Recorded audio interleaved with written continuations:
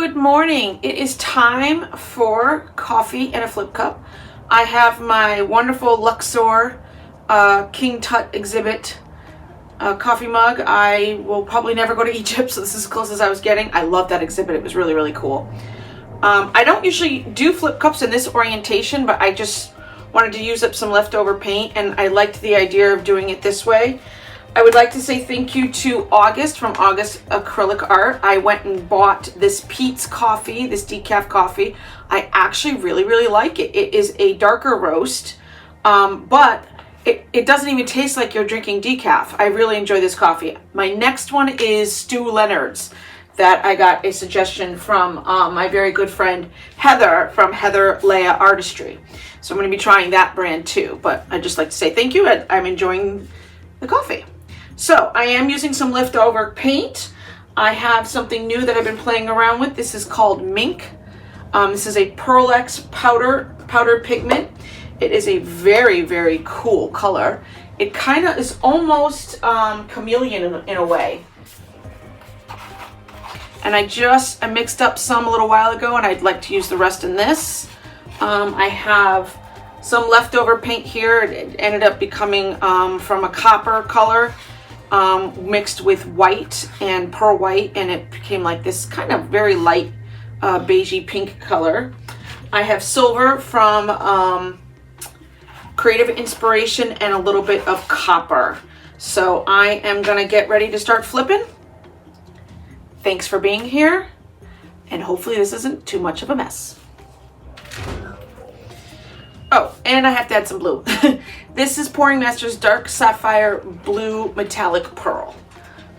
It's really cool. I can only buy this on Amazon. It is probably not like, you know, golden level grade of paint, but I don't care. I'm just, you know, I'm having fun with paint.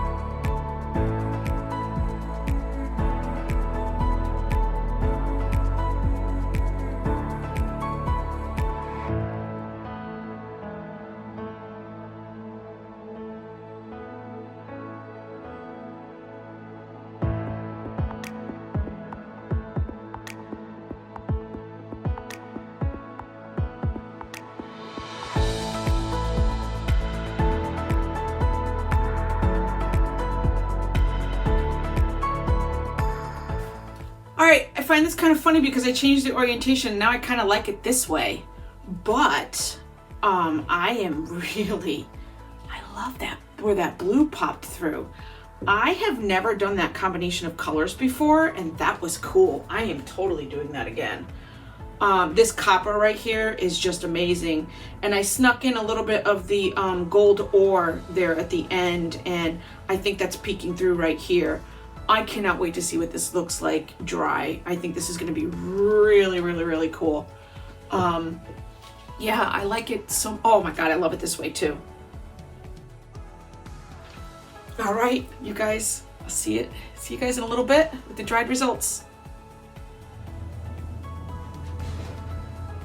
It is dry. It is awesome. I really like this this method of the 3 flip cups, the way I did it. Surprisingly enough, I don't do this style that much, so I'm gonna have to do more. The shine here is amazing. Oh my god, can you see that? It's not varnished yet. I have not decided whether I'm going to varnish it, and I will be completely honest why. This painting is a cover-up, and I just did a quick coat of gesso over what was a very failed attempt at a sunflower blowout. So what happened is I didn't really pay attention, too excited to paint, of course. There was a ring here, an indentation in the canvas from the previous pour, and that ring is visible. So if I varnish this, you will see it. What I normally would have done was would have done a couple layers of gesso and maybe even sanded this down, and then I would have had a better result. Or this would have maybe become one of my wood grain paintings that I like to do with fun sayings.